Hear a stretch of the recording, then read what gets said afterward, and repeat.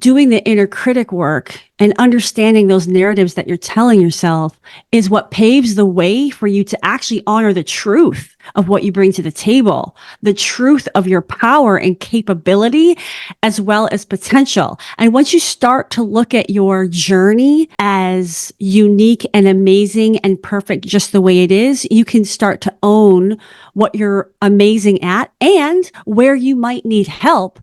And that's where that natural, authentic confidence can start to come out.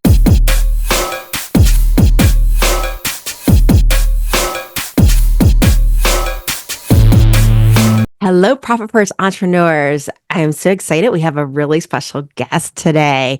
We have Tosca DiMatteo, and Tosca is a keynote speaker. She's an author. She's a transformational coach.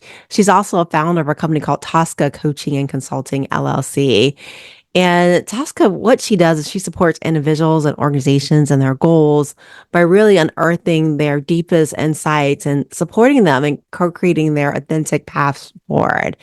And today we have a really special topic. I know it's close to the beginning of the year, right? And we're all looking for how do we make things better? How do we improve upon? And today we're going to talk about a topic that I think is a root source of a lot of the complications that scaling businesses have. And that really is the leadership of the company. And what I mean is that, we work with entrepreneurs that are scaling, that are in that 7-8 figure range.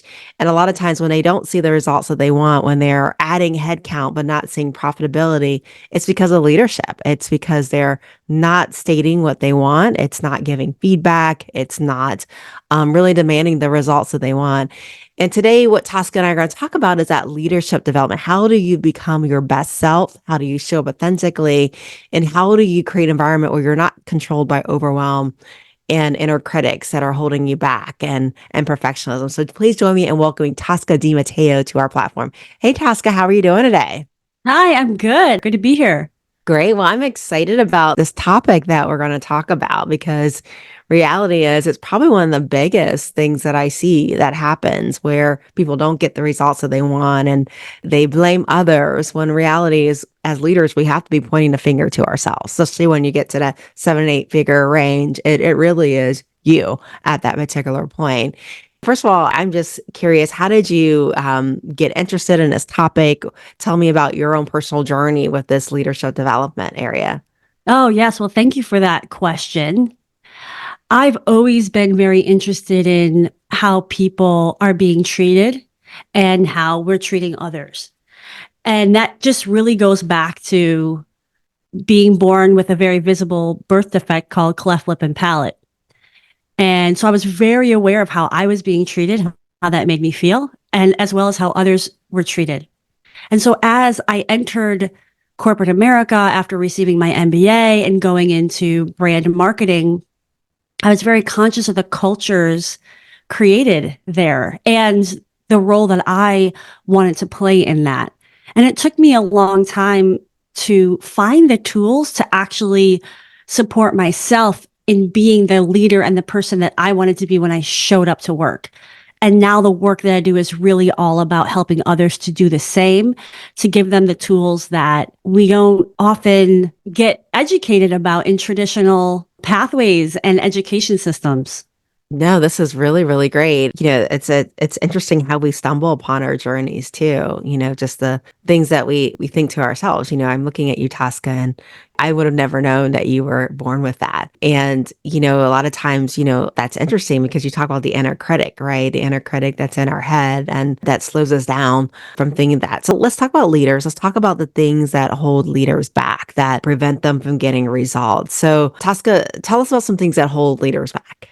Well, a big part of how people hold themselves back is by hanging on to old stories. And these inner narratives, these inner dialogues have a huge impact, not only on how leaders see themselves, but also how they present themselves externally in terms of their authenticity in their confidence or in their authenticity in how they want to lead. And it holds them back because they're not necessarily telling themselves a story that honors their true power. And they're also perhaps hiding some of their superpowers because of the narratives that they've been told, that society has told them about what's okay and what's acceptable and what's not acceptable in terms of leadership behavior. So it really starts with this idea of what are the stories I'm telling myself and how is that impacting the stories that I'm telling others and how I'm showing up as a leader. I love that. I love that. And stories, they're deep rooted, right? Some stories that we're born with, some stories that, we've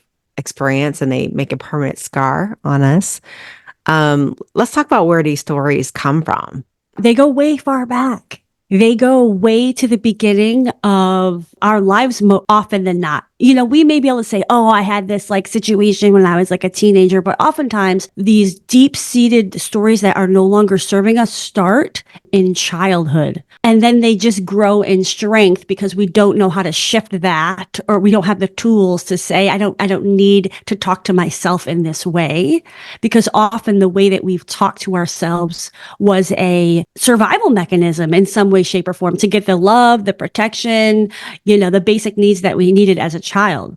And we had coping mechanisms. And it's those coping mechanisms in leadership that we see that aren't serving anybody. And that's why when we look at where is the origin of like, how am I feeling in this meeting? And really do that deep excavation, that's the super powerful work to show up actually as the kind of leader that you want to be. I love that. I love that. So that deep excavation. So tell me, as a leader of an organization, and you want to start having that impact, right? And you want to get, I guess, the folks moving in the right direction. Where does this start? Where does this start and being able to do that? Where do you start for those of you guys that are waking up, you've got your New Year's resolution, and where do we start with that? It starts with really deep awareness of what's happening in your internal world and awareness of what you're feeling, but also how you're showing up, right? And especially where you're triggered. So if you're getting really frustrated in a meeting, it's really about taking a step back. It's usually hard to do in the moment, but the more quickly that you can kind of evaluate what's going on, the better off you are. So it might be, wow, why was I triggered? Oh, I'm telling myself a story that person is procrastinating, for example. And like just really doing that kind of inner analysis to say, how am I feeling? Where does this come from? Like, how did I react? And start that journaling on that, making note of it. And I highly recommend doing it on paper and not just in your head. Then we can externalize our awareness, which is very helpful. And as it relates to, right, we're talking about the inner critic piece, right? It's being aware of those voices that you may not even realize are these inner critic voices. So, you may come into the new year and you may have a voice that's telling you didn't do enough last year to close out the year, or you should have put this together already, right? Like that's an inner critic voice. So paying attention to like, what is it I'm telling myself? Because that may very well be impacting how you're responding to people, how you're feeling about situations, because you're actually inadvertently, you may not even know it, that you're subconsciously like beating yourself up.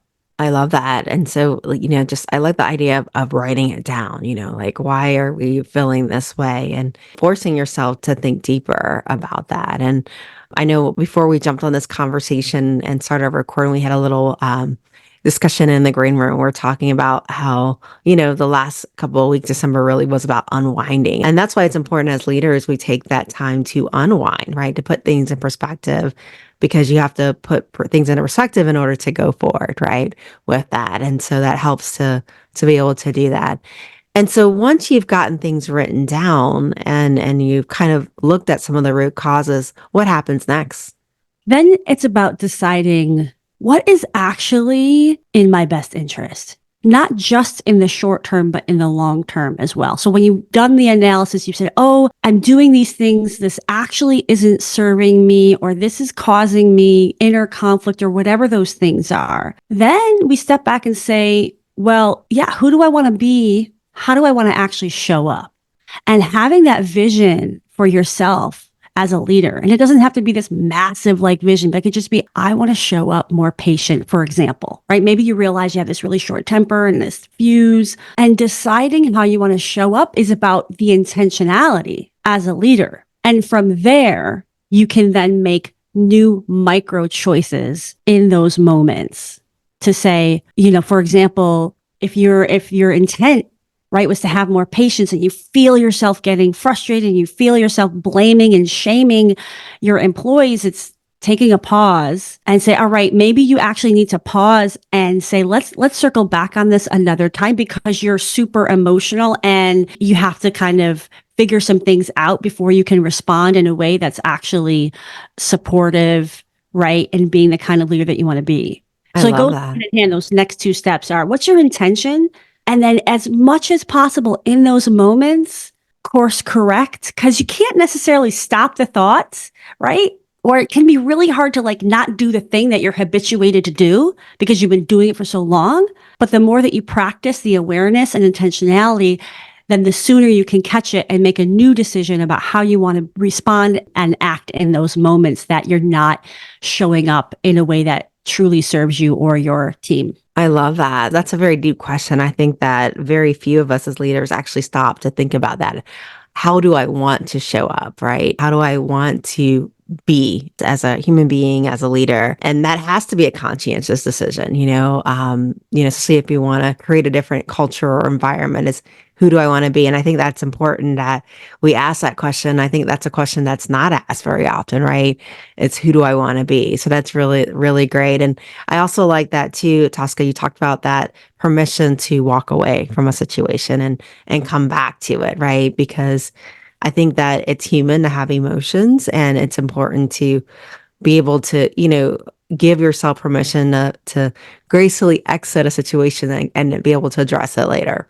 Yes. And you know what? People will respect you for that. Like to know that you're exhibiting that emotional intelligence, to know like this isn't a great moment.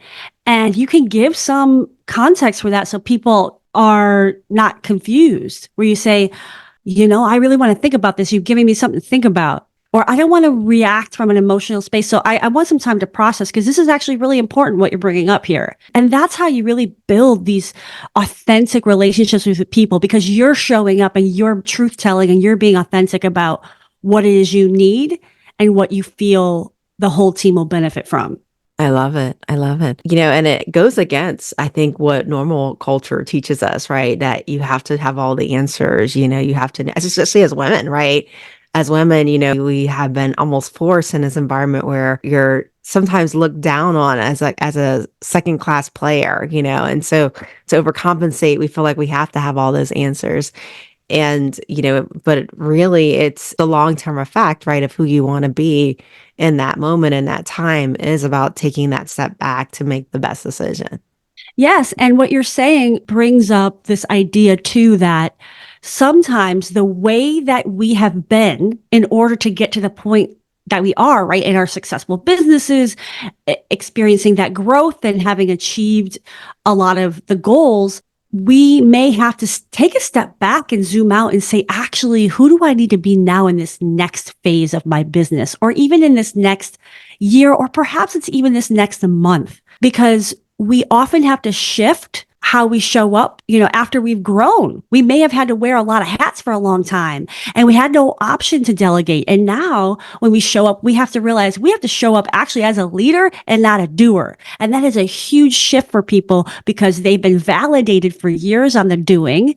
They've gotten the results from the doing. And now shifting into actually managing and leading and being a visionary and stepping out of the details can be really difficult for people to A, see that that's what they need to do, but also B, to actually shift their behaviors, to stop doing the things, but rather, for example, asking better questions. Ooh, I love that. That is so good. That, who you are today isn't going to be necessarily who you are tomorrow, right? It's to go to that next level, new devil, you have to be a different person. And that becomes really important to acknowledge that and accept that too, with that. Very, very important. So, Tosca, now that we've gone back and we've wrote down root cause and we know who we want to be, right? And we've given ourselves permission to pause, and we've assessed the situation for where we currently are, what needs to happen next? Well, and I will say that it's very difficult to do this work in a vacuum, that you may want to enlist support, a coach, somebody, right? to support you in processing things. Because when you're not used to it and doing it in your head is very different than being able to be in a situation where somebody can hold space for you in non-judgment and just, really help you understand what's going on here, what's at play. So I just want to say that too, because it is very difficult to do this work without having like a mirror to reflect. Sometimes part of the process is enlisting folks and asking for support in how you're trying to show up differently. And this often comes into play when leaders want to shift perceptions of who they are because they've been somebody maybe they're not so proud of being. And some of that is, for example, we'll just go back to this like patience example, right? A leader may need to go to their co-leaders or maybe their trusted right-hand folks and say, I am really trying to be more patient and exhibit more patience with the team. And I would love for you to kind of be my co-conspirator in that and help me to see things I may not be able to see because I really want to get better at this. And again, that's part of building trusting relationships. And that's also part of having advocates and allies, especially if you feel like you have to do some shifting and reestablish trust with folks. Because once you've kind of blown some fuses, right? Once you've kind of had some triggered responses, sometimes you lose trust, and sometimes that means employees are less likely to share with you the truth or share with you the hard information because maybe you've acted in a way in the past that has shamed them or publicly knocked them down because you didn't want to hear that, for example. So sometimes you have to enlist those folks. Again, be choiceful about who that is, but in your journey of becoming the better version, the next version of yourself. Does that make sense? Yeah, absolutely. Absolutely. Definitely. I mean, feedback is very important, right? With that, very, very important. And it's interesting because a lot of times, we work with leaders that have leaders that work under them, right? That they're developing. And, this is, I think, an opportunity too, as a leader who is raising up other leaders that, that we offer that grace, right, as they're developing too and giving them feedback. First of all, they're coming to you and wanting to change something, right? And creating that foster where we encourage people to grow and change even personally how they show up, right? It's going to be, create an environment where, just because they mess up, well, I knew you're going to mess up, but, create an environment more so where, hey, I see you improving and really fostering the improvement and encouraging the improvement versus almost like looking out for the failure. Right. And that's part of enlisting support. And it may be for the intent of feedback because it's hard to see yourself. And it may be for the intent of having an ally that can lift you up and support you and feel like you're not alone in this journey of doing this hard work. I always say, like, this is the hardest work of our lives. It's not the work. It's not what we actually do in our job, but it's the inner work. And it's that self-management. And part of, going back to your question of like, what's the next thing, right? For me, a big part of this is celebrating your wins in the becoming of the version of you that best serves you and your organization. So maybe it was really, really hard, but you stopped yourself from an outburst in a meeting and like celebrate that. Like you actually stopped a behavior that wasn't serving and your nervous system like wants reassurance that that was okay, So I always say, have a celebration journal by your bedside. And at the end of every day, celebrate what you're proud of, not what your team did, not what your kids did, but what did you do that day that you're really proud of. And it can be these micro wins, but that's how we transform and that's how we change. And that's how we become the most authentic, best leader because we're constantly evaluating and shifting how we're showing up. And we deserve to honor that and acknowledge that, whether it's a celebration journal or, whatever works for you. There's all kinds of ways. Maybe it's like every Sunday, you decide I'm going to celebrate my wins, whatever that is, but that's a practice that can reinforce the new things that you're experimenting with and trying out. So what are some challenges that someone might run into as they're developing themselves and developing their leadership style? What are the challenges that you see? I think I see a lot of resistance to the excavation, the resistance to feeling the feeling that comes up that's uncomfortable. Because who wants to be uncomfortable?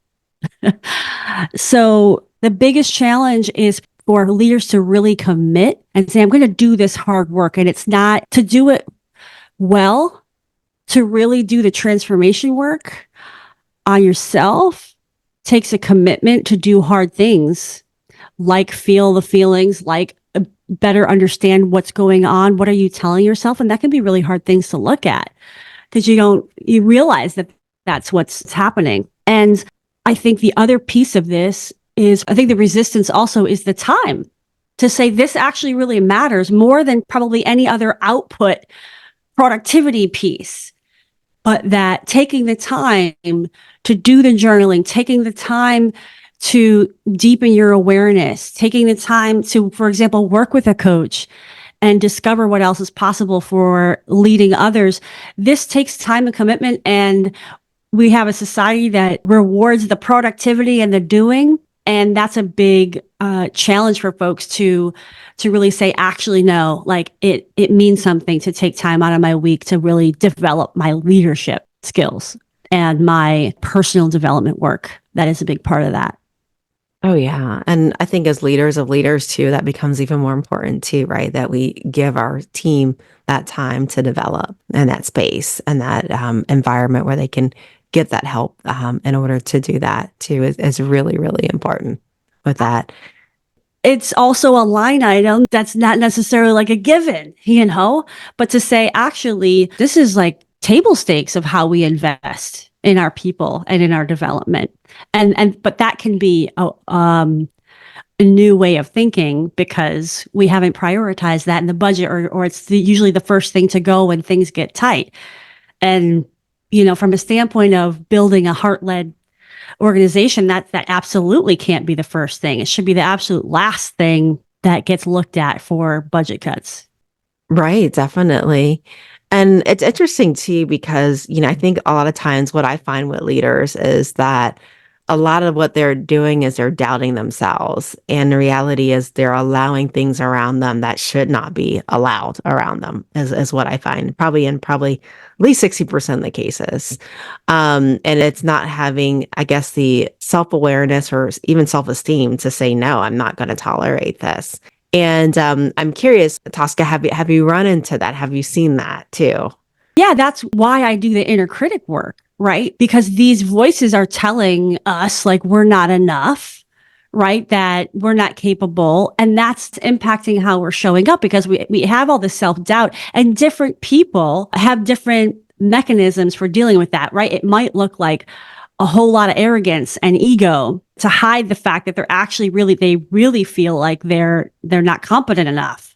And so they have to hide it. Other people, right, shrink and diminish their power because they think, right, that they just don't want to be seen. They don't want people to know that deep down they're actually really afraid that they're not enough or they're not smart enough or whatever.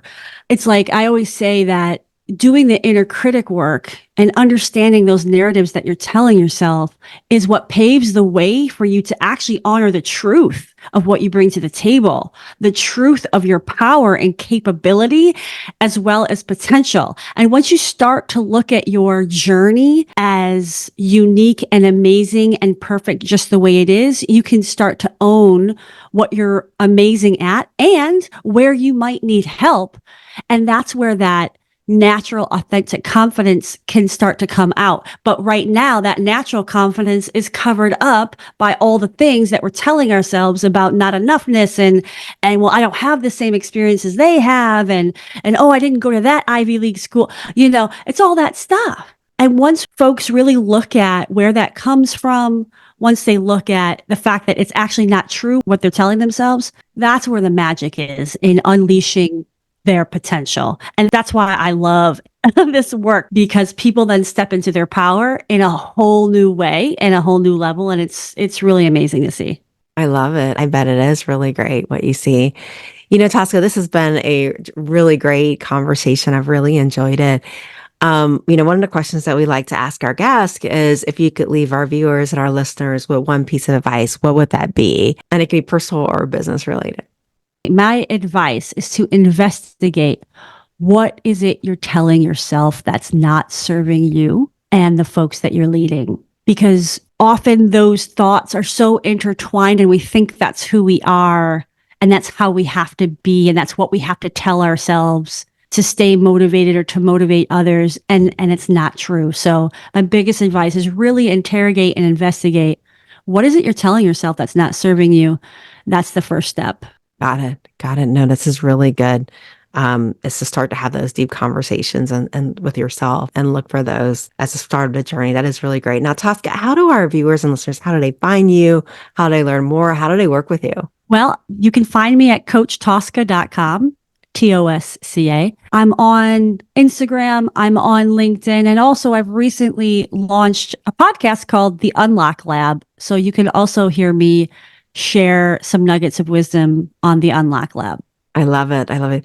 And what we're going to do is we're going to put Tosca's contact information in our show notes so that you guys that are driving, you don't have to worry about pulling over. We're going to have that right there in our show notes for you to return to and connect with Tosca. Tosca, thank you so much for just sharing your wisdom with us today. Thank you. Thanks for having me on the show. And I'm excited for what you share with the world to help folks to build their empires and get out of their own way. So it was an honor to be here. Thank you.